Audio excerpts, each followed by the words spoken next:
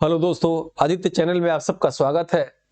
हम लोग second shift में सामाजिक अध्ययन के प्रश्नों को हल करने जा रहे हैं। कम समय में प्रश्नों को हल कर रहे हैं। इसके बाद की वीडियो में डिटेल में आपको बताऊंगा। 91 प्रश्न है, दीन ए इलाही की स्थापना किसने की? तो सभी धर्मों को मिला के 1583 में अकबर ने क्या किया था? दीन ए इलाही धर्म की स्थापना किया था। आंसर क्या हो जाएगा? अकबर ने। ठीक है, दीन इलाही धर्म की स्थापना किसने किया? अकबर ने किया। फेन सॉन्ग किसके समय आया था? याद रखिएगा, दो ही पूछता है, चीन फेन सॉन्ग और फायान। हौ से वेनसान, हौ से हर्षवर्धन, फायान और चंद्रगुप्त विक्रमादित्य काल। यानी वेनसान किसके काल में आया था? तो वेनसान जो है हर्षवर्धन के काल में आया था। इसका आंसर क्या होगा? हर्षवर्धन आएगा। ठीक है, नेक्स्ट है,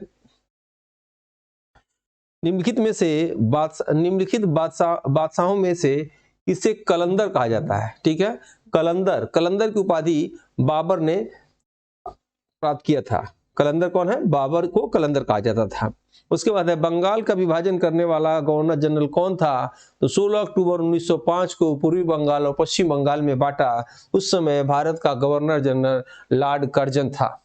आंसर क्या होगा? Lord Curzon. ठीक है, कुंवर सिंह राज्य के जमींदार कौन थे? तो कुंवर सिंह अमर सिंह जो है पिता पुत्र थे बिहार में, और बिहार में कहाँ के? तो जगदीशपुर के थे। ठीक है, तापक्रम विलोमता का अर्थ क्या है? तो इसका थोड़ा समझिएगा, यहाँ समझना पड़ेगा। जैसे एक रूल होता है कि जब धरातल पृथ्वी से ऊपर आप जाएंगे तो ताप कम होगा, ताप कम होगा तो दाब अधिक होगा।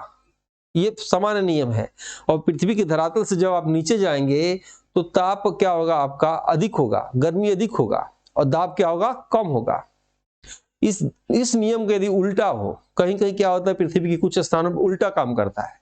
पृथ्वी के जो ऊपर आप जाएंगे तो ताप कम होने के बजाय ताप क्या होता है? बढ़ जाता है। वही पूछ रहा है, तापक्रम विलोमता। तो क्या होगा? बढ़ती ऊंचाई के साथ बढ़ता तापक्रम। क्लियर है? ये आपका हो जाएगा तापक्रम विलोमता, यानी ऊंचाई बढ़ेगी तो ताप बढ़ेगा, यानी तापक्रम क्या? उल्टा उल्टा पूछ रहा है। ठीक है, ये आंसर होगा इसका। नेक्स्ट है 97, देखिएगा, निम्नलिखित जलाशयों में से कौन रिहंद परियोजना से संबंधित है? तो रिहंद परियोजना गोविंद बल्लभ पंत सागर। याद रखिएगा, सिंपल प्रश्न है ये। ठीक है, नेक्स्ट है कि सिपकिला दर्रा या सिपकिला प्रसिद्ध पर्वतीय क्षेत्र है, तो हिमाचल प्रदेश में। याद रखिएगा, हिमाचल प्रदेश में सिपकिला, नाथुला सिक्किम में। ठीक है, जो जिला बुर्जिला जम्मू कश्मीर में। उसके बाद है क्वेश्चन नंबर, नेक्स्ट है 99, सामाजिक अध्ययन के अध्यापक को विषय वस्तु के साथ साथ किसका ज्ञान होना चाहिए? तो याद रखिएगा, विषय वस्तु के साथ साथ शिक्षण विधियों का ज्ञान होना चाहिए। शिक्षण विधियों का, किसी का पेपर मैंने लिया था तो कोई निशान सा लगा रखे, उस पर मत जाइएगा। जो आंसर मैं दे रहा हूं उस पर ध्यान दीजिएगा। यानी सामाजिक अध्ययन के अध्यापक को विषय वस्तु के साथ साथ ज्ञान होना चाहिए शिक्षण विधियों का। नेक्स्ट आते हैं हम लोग कि भूगोल शिक्षण हेतु सर्वाधिक उपयोगी सहायक सामग्री कौन सा हो सकता है? फ्लैश कार्ड, मानचित्र, बैरोमीटर, कैलेंडर। शॉर्टकट में आंसर बताया जाए तो क्या हो जाएगा? मानचित्र हो जाएगा। ठीक है, भूगोल के शिक्षण हेतु। उसके बाद है अष्टाध्यायी के लेखक कौन है? तो अष्टाध्यायी के लेखक जो है संस्कृत के, कहा सकता है संस्कृत व्याकरण के प्रथम कवि पाणिनि। अष्टाध्यायी के कौन हो जाएंगे इसमें? अष्टाध्यायी के आपके हो जाएंगे पाणिनि। ठीक है, द्वितीय बौद्ध संगति का आयोजन किसके काल में हुआ था? तो कालाशोक के काल में हुआ था। द्वितीय बौद्ध संगति का किसके काल में? कालाशोक के काल में हुआ था। नेक्स्ट है क्वेश्चन नंबर, ये बी सेट का है, याद रखिएगा, 103, अकबर ने इबादत खाना का निर्माण कराया था। कहाँ कराया था? तो फतेहपुर सीकरी में इबादत खाने का निर्माण कराया था। इबादत खाना मतलब पूजा घर का उसने निर्माण कराया था। आर्य समाज की स्थापना कब हुई थी? आर्य समाज की स्थापना याद रखिएगा 1875 में हुई थी। नेक्स्ट क्वेश्चन है, निम्न में से कौन काकोरी कांड से संबंधित नहीं था? तो याद रखिएगा, काकोरी कांड छोड़ दीजिए, 1931 में जो है हथियार को लूटा गया था, जो है पश्चिम बंगाल में सूर्यसेन द्वारा। ठीक है, सूर्यसेन जो है काकोरी टेंड डकैती से संबंधित नहीं थे। ठीक है, ये पश्चिम बंगाल में ये हथियार कांड में ये सम्मिलित थे। नेक्स्ट है 106, भारतीय संविधान का कौन सा भाग मौलिक अधिकार से संबंधित है? तो दो चीज याद रखना है, मूल अधिकार यानी कह सकते हैं कि भाग 3 और मूल कर्तव्य भाग 4 क। ठीक है, तो कौन सा भाग मौलिक अधिकार से संबंधित है? मूल अधिकार पूछ रहा है, तो हो सकता है इसमें हो जाएगा क्या, भाग 3। 107 पे आते हैं, क्वेश्चन नंबर 107 है, कैसे करते हैं देखिएगा। 107 है, पंचायती कहाँ गया, एक मिनट।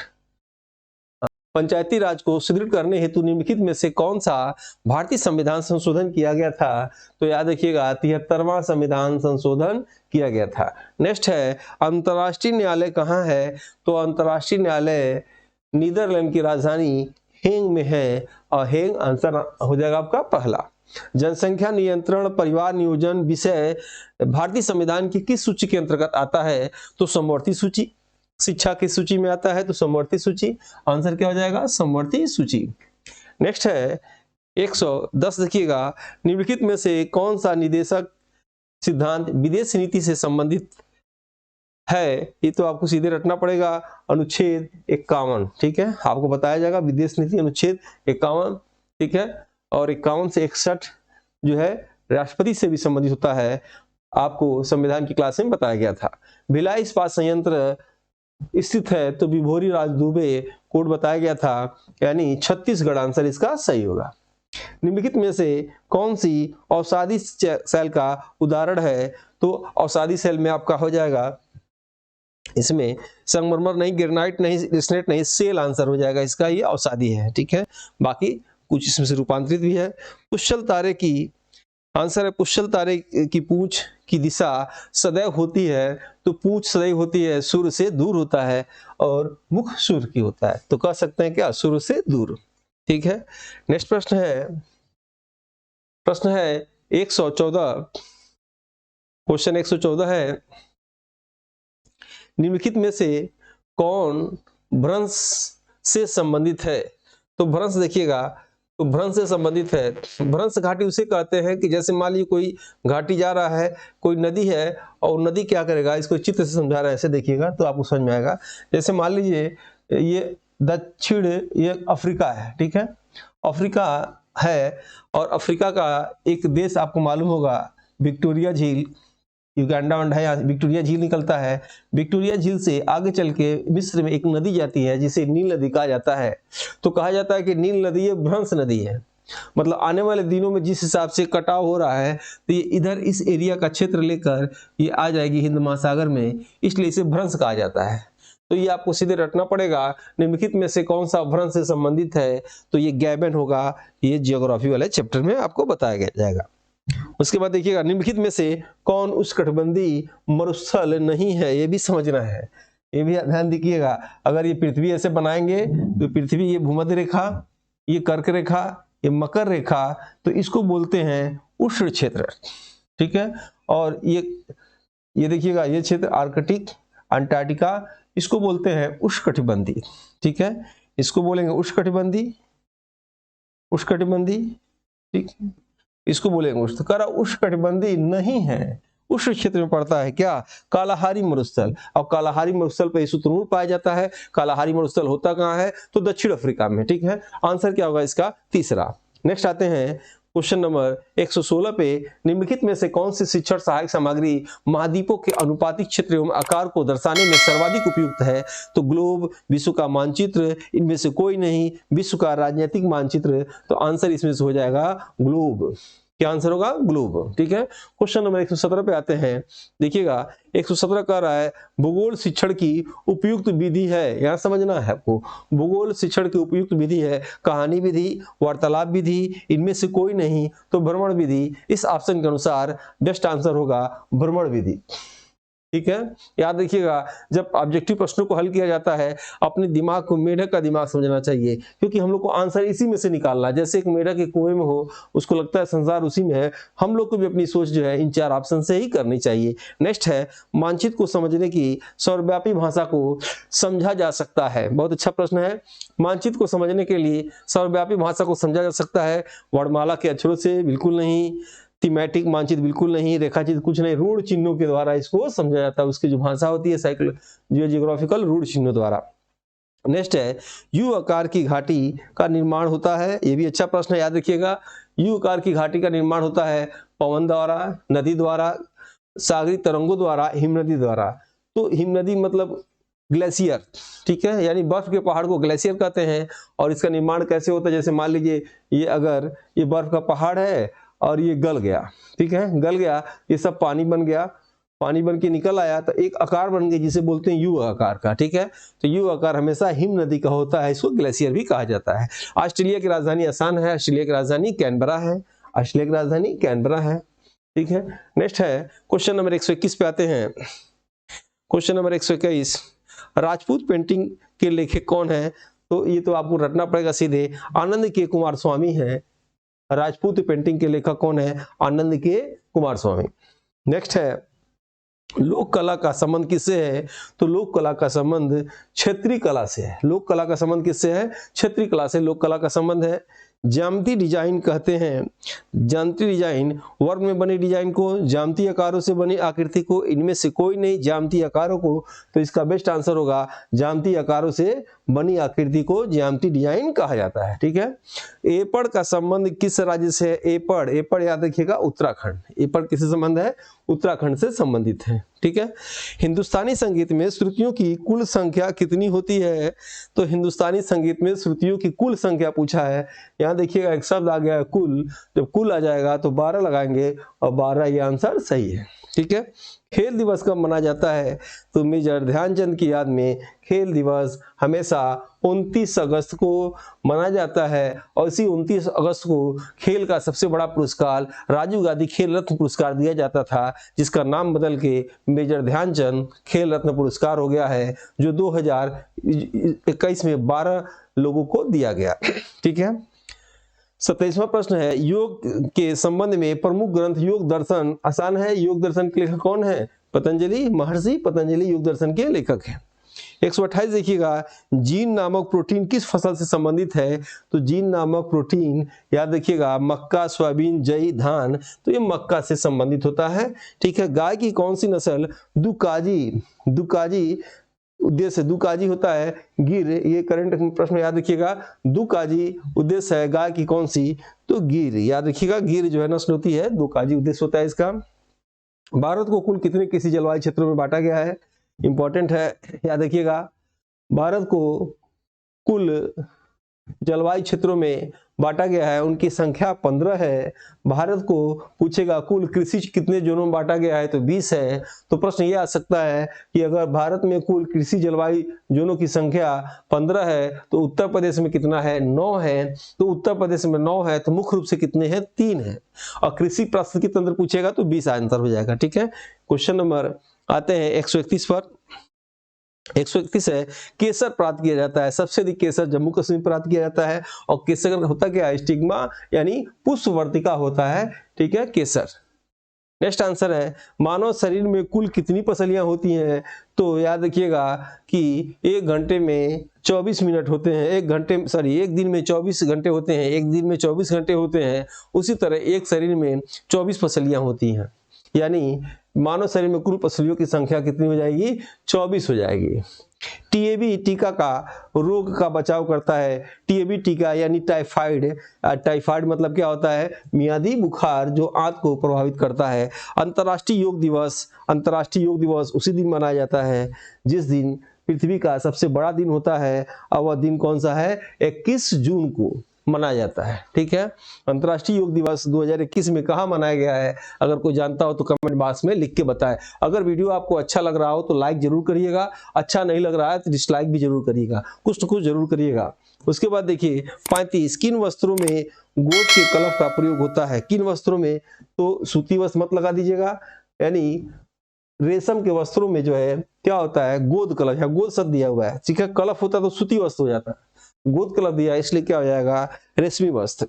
नेक्स्ट है हिंदुस्तानी संगीत में शुद्ध और विकृत, कुल मिला जाकर वही आंसर, एक प्रश्न को 2 बार दे दिया है।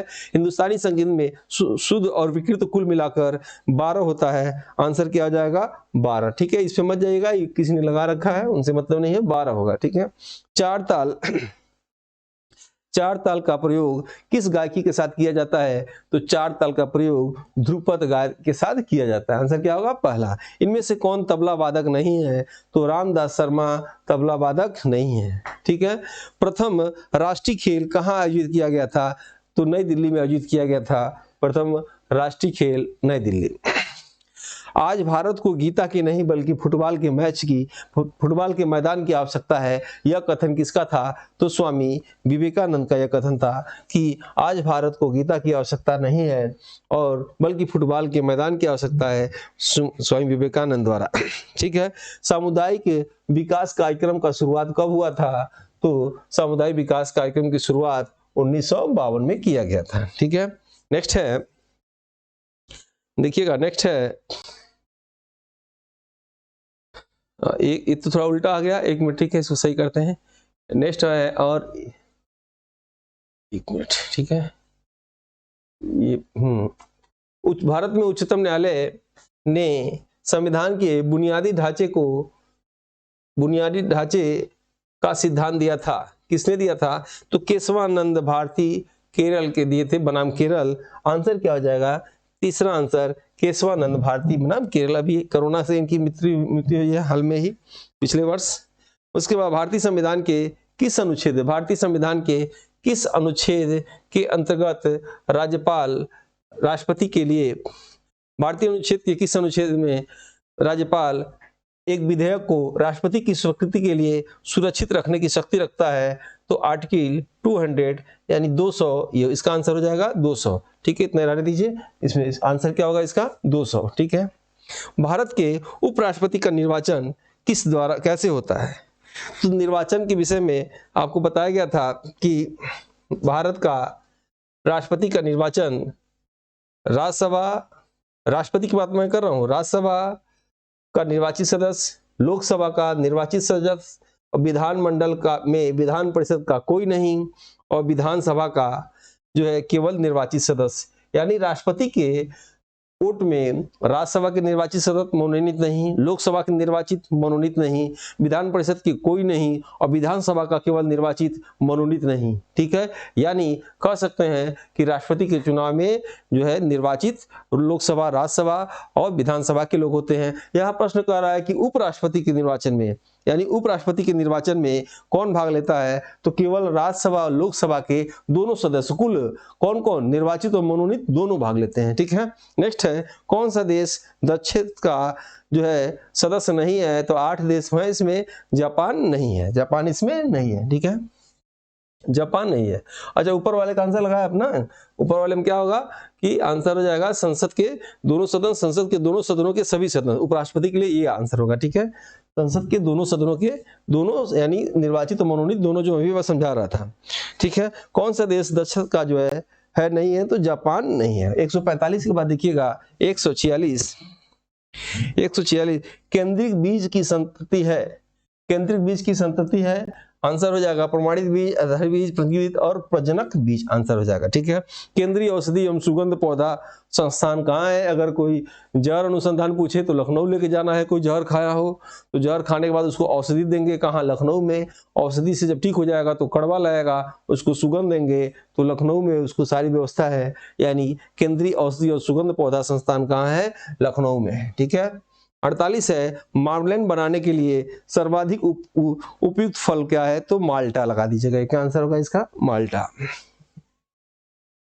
केंद्रीय खाद्य प्रौद्योगिकी अनुसंधान संस्थान कहाँ है, मैसूर में है, भारत में कहाँ है, मैसूर, और मैसूर कहाँ है, कर्नाटक में, ठीक है।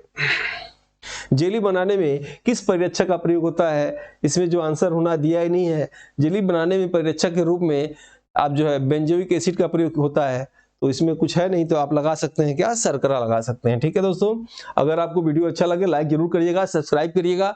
आने वाले दिनों में ऐसे ही और ऐसे अच्छे वीडियो बनाऊंगा। और एक और जरूरी सूचना देना था, सुपर टेट की बैच, जैसे आप लोग देखे होंगे यूपी टेट सब पढ़ाया हुआ हम लोग का आया हुआ था, और लगभग 95% बच्चे हम लोग के यहाँ पास हो रहे हैं, वो भी 100 नंबर से अधिक नंबर। इसी को देखते हुए जो है 1 तारीख को सुपर टेट बैच स्टार्ट किया जाएगा। आप चाहे तो डेमो देखने के लिए आ सकते हैं। ठीक है, मिलते हैं नेक्स्ट वीडियो में। जय हिंद, जय भारत।